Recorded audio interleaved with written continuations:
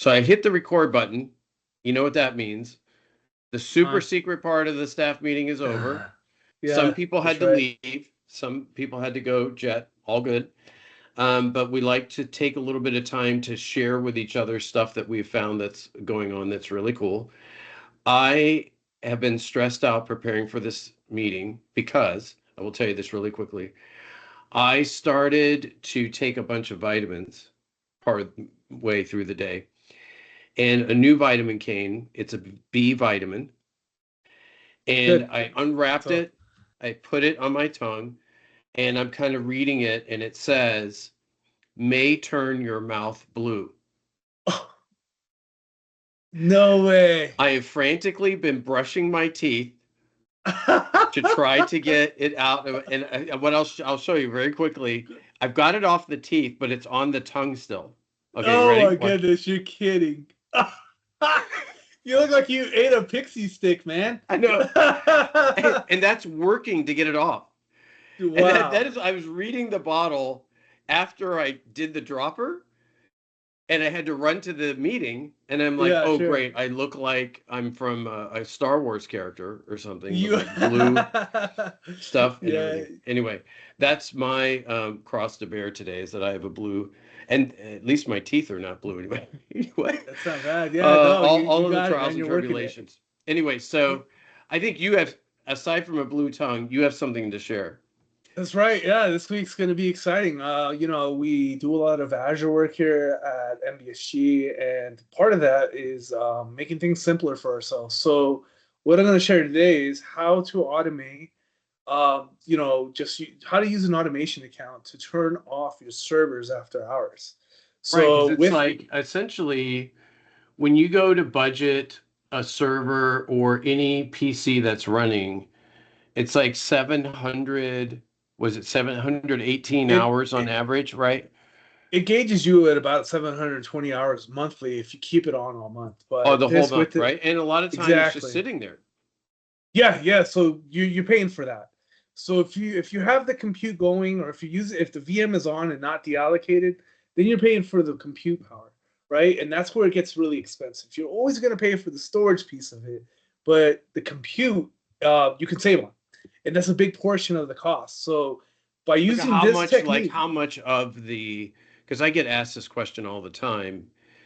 Like if you, for example, start the machine just Monday through Friday during the daytime, and in the evenings and the weekends turn it off. Like, what kind of savings does someone look at? Is it like oh, you're looking at more than 30%, half. 40? More Yeah, than you're more half. like more than half. If More they're than half. gauging you at Wow, 720, you're using dude. about 300. Hey, you're gonna save a lot on that machine, and that's a very good point to make because when Right. you're allocating a machine inside of Azure, it actually shows you what the predicted cost is. Now that number that you see on the right is the if it ran all month cost. Okay. So it's giving you like kind of a heads up. And there's ways to save, but we'll have a different webinar. Okay. So let me. So I'll share show your you on that. screen. I want to see Sure, it. I yeah. want to see Let's see it. the. Let's see it. Let's see if we can get something So going this here. So is the automation to shut it down, also you can use deallocate it this at a automation certain to turn it time, on. or no, to turn it off, right? Yes, you can do both. So this is turning it on, turning it off. This is the approach that you can take. Also, with this technique, you can use this to do a magnitude of things. If you have to run a script at a certain part of the day, if you have to do anything inside of Azure, this can be done using this technique. So let me get right into it because I know that's exciting. So in Azure, here we go. We're on the home page. This is our test tenant. So Dark mode. we kind of use it. It's in dark mode. You better believe it. Always. It's me working on it. It's gonna be a dark mode, so it doesn't, burn the eyes. Yeah, I'm switching to blue from now on for obvious reasons, but yeah. You have to. You're the blue man. When you log in, Well, if you see a blue background, you'll know it's mine. oh no, So, it's you for sure. yeah. So I'm gonna go right into it and go and look for automation accounts. In this tenant, we Okay. have just one VM, just one virtual network. There's really not much going on here, but however, I'll be able to get you to where you need to be to get the end result that we're looking for, which is in the automation accounts. And just to explain what an automation account is, it's just a server that's utilized that's in the Azure data centers, It spins itself up real quick, does your task for you, in whatever fashion, right? There's Right. Python, there's PowerShell, there's all kinds of different resources you can use. And it does that task and then it goes away. And What's that's most it. common? Is it a PowerShell or because I know because PowerShell is of a good way to use it. Yeah. yeah, because I mean I know from all of the AI stuff I do, it's mostly it defaults to Python, right? Yeah. Like Yeah. the output when you say, "Hey, make code for this or whatever" in chat, it will or Anthropic, it always shows Python. It wants to But show this Python. probably being Azure wants PowerShell I'll show you right or now. a Cloud There's Shell or multiple options. Exactly. right. You can use the Azure Cloud Shell for this one. So now now that we're on this screen and now I'm gonna create an automation account. That's the first thing. You have to create your server, right? Your box that it's gonna work with. Now I'm gonna use our testing subscription, and here's our one resource group we have. It's called AZProd, Cool. and followed by the RGO1. And I'm just gonna call this automate server automation account '01 because this is the one that I'm going to use, and I'm going to keep it on this side of the fence because you want all your resources to be in the same location. So Oh, this is right, very sure. important that you understand where your resources live, so you select the right region. Now, when you go to advanced, it's going to ask you a question if you want to use a user account or system assigned account. Now, that's very important which one you choose for this purpose, and I'll show you how to utilize a system account just now. And let's move on. So here it's going to go under connectivity. It looks like it's going to be public to the internet, but that's not the case here. It can be this resource specifically can be accessed from my house, aka the public internet. Right. I got Now, you. if you change that to private, you would only be able to manage this inside of an Azure environment, which if you had that requirement, I would say select that option. But for me, I'm just going to choose the public option so that I can use my computer here in Colorado Springs. Beautiful day outside, everybody. And, With the moose, I don't know if you've seen the moose or the lately. I got a pet moose. Yeah, So I'm gonna go ahead and do that. You may want to tag it. It's important that you tag your assets with what they do or what their tagged function is is. next level. So yeah, so great resource to use. You start with the name and then a value. It's like a key pair. So Today's for tag this is example, blue tongue.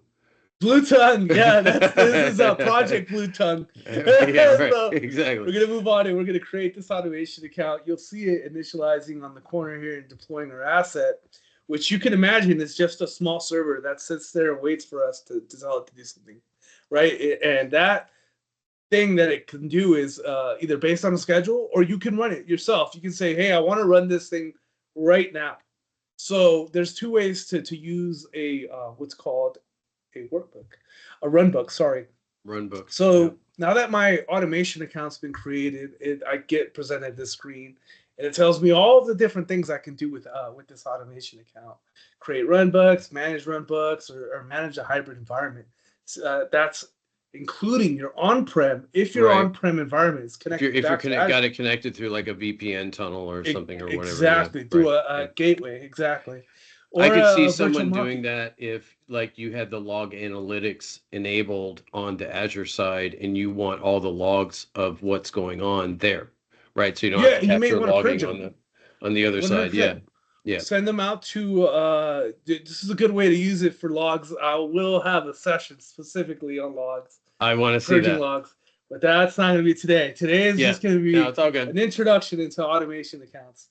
So we're going to go ahead and just start by creating a runbook being something that runs for you or has some kind of task that it does for with this machine that we're going to build, right? So you can see here there's a few of them that are in here. These aren't necessary. They're already published. That's an important thing to know what published means and not published means, or in edit mode. So I'm going to ignore these for now, but normally I would just get rid of them because I don't need them. And it's a little bit cleaner, but I'll leave them here so because this Cool. is a test. So I click on to create the runbook. I'm just going to call this server task runbook 01. And that's basically what it's going to do, right? It's going to do some kind of server thing for me. In this actual runbook, I'm going to make it shut itself off. So here's what I was talking about now. Oh, The okay, same cool. thing you were talking about. Yeah, It yeah, asks okay, I you what gotcha. type of runbook you want to make this. Is it a I gotcha. Python? Is it Yep. PowerShell? Is it something else? I'm going to choose PowerShell for this little intro. It shows you PowerShell 5.1, which is old school PowerShell, 7.1, which is in preview, or 7.2, which is actually newer than the 7.1, but it's PowerShell 7 or 6. I forget what they call it now. And that's all it wants to know about this run bug is what type of code will you be feeding me so I know how to ingest that and run your script, right? So I'm going to go ahead and create this now, and now we're going to end up with a run bug here. And I get dropped right into the editing page where it's like, all right, now provide me the script that you're going to use.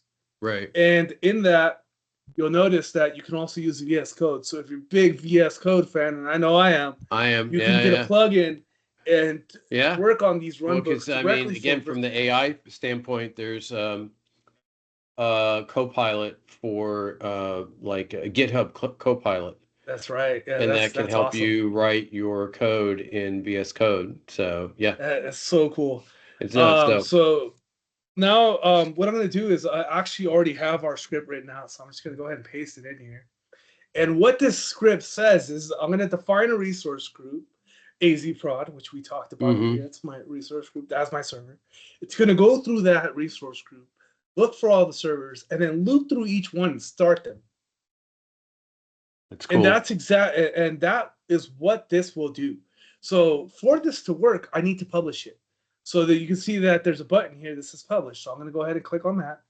And it's going to ask me, hey, you're going to publish this book. You're going to override any previously published book, which there isn't one, but it's a warning to let you know, hey, by publishing, you're overriding what was there previously. So I'm going to go ahead and move forward and have that.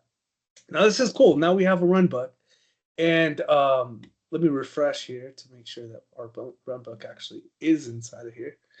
And it can do what we need to do on the fly by clicking start.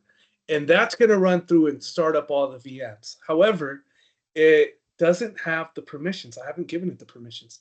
So I need to do that.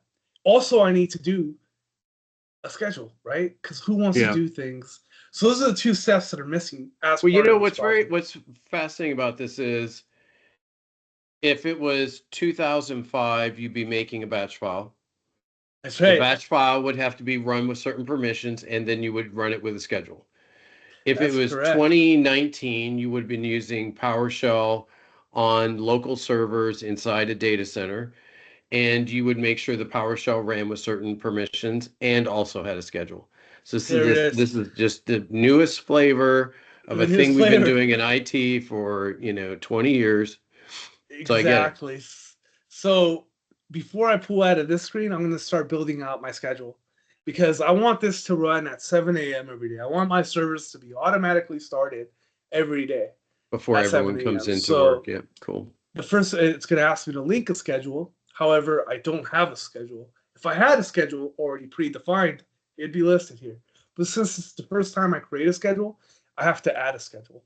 So now I'm going to call it something, call it 7 a.m. start. And if you want to give it a description, you can. And then it's going to ask you when you want to start the schedule. Now, you can't start it today.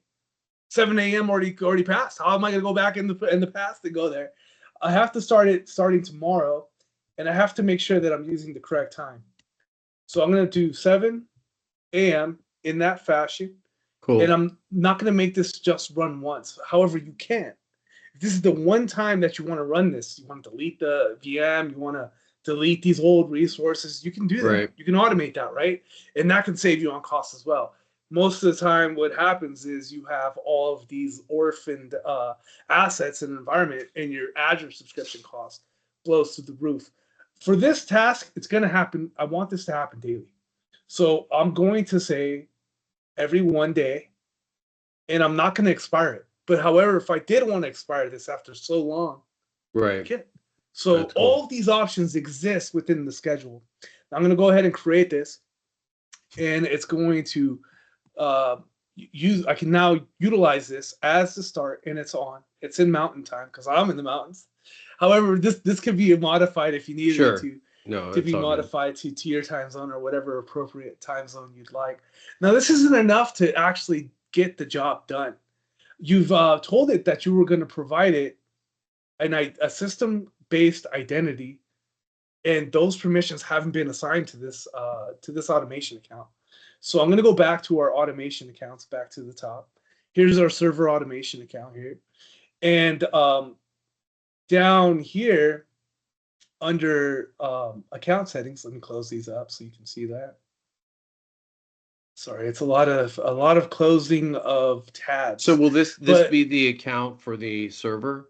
So any workbooks, yes, that are here will inherit this account to run by. We'll utilize this account. Cool.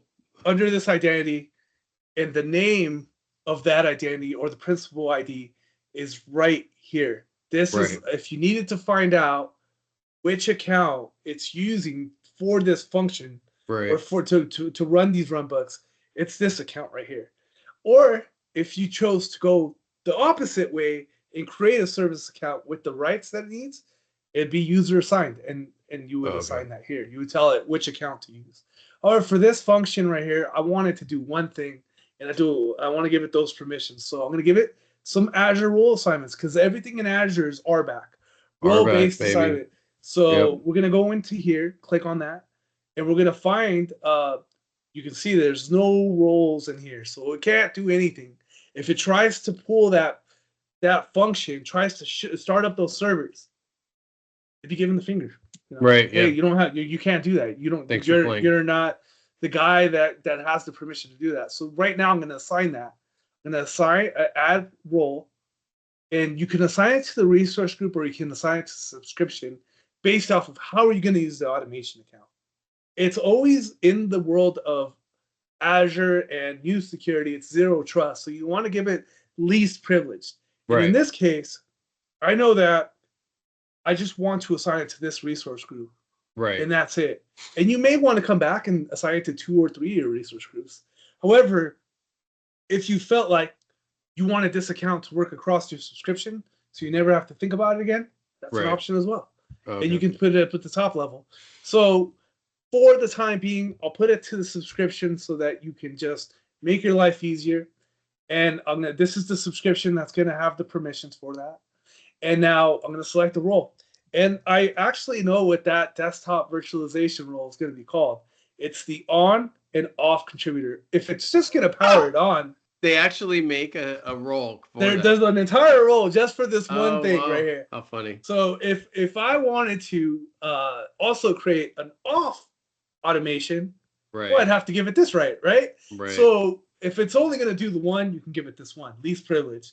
If it's going to do the 2, then might as well give it both.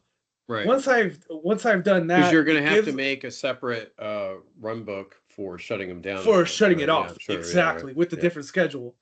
And now that that's in like 10 place, p.m. or whatever is the schedule for that specific identity, right? Cool. Or for that. Dope. This takes a little while, so don't be afraid if you don't see that role sign up like right away. The cloud. I gotta give it. It's the cloud, exactly. Yeah. So it may take a second for it to. It's to appear. So what do you give it the right? What do most of our clients that we have? Some clients that are in so many different time zones, it's not feasible to do this. But we have a lot of clients that are 9 to 5. What do the owners have you do? Like on at 5 or 6 in the morning and go off at 10 or? Yeah, so I've seen it go on, maybe 10 minutes before everybody gets in, 15 minutes. Give it some time to bake, pull everything up, and make sure all of the assets are ready for your users to connect. However, sometimes we leave. Some clients want it on earlier. Hey, I want to make sure it's on 1 hour before the day starts. It's a mix of stuff, right? And if you have some people on the East Coast, some people on the West Coast, you may wait till 8 p.m. Yeah, that's what I deal with. Or we have the one client who's here, but the shipping guy comes in like super early. Exactly that. Because he has to do he has to get all the freight shipping, entered and stuff. So he comes in before everybody. So I do know we have to start stuff early for them, but it saves them a lot of money. Yeah, it saves a lot of money. I mean, this is such a powerful tool, and this is just one way to use the tool.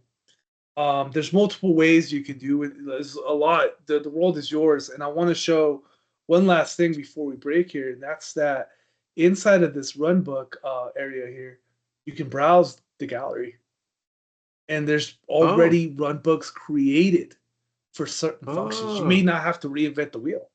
So if you that's go cool. click on that, here's a list Oh, of wow. pre-built runbooks, and some of them That's are in so Python, dope, dude. some of them are in Azure.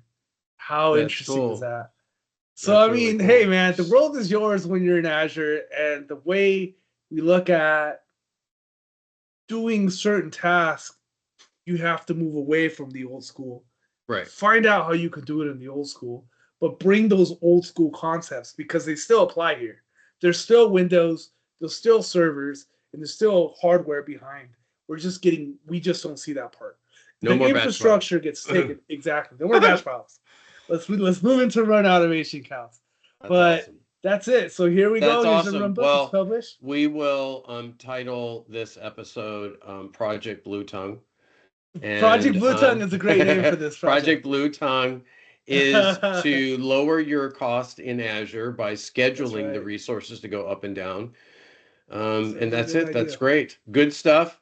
Okay, everybody, get back to work. All right. See ya. All right. Catch you later. Okay. Bye.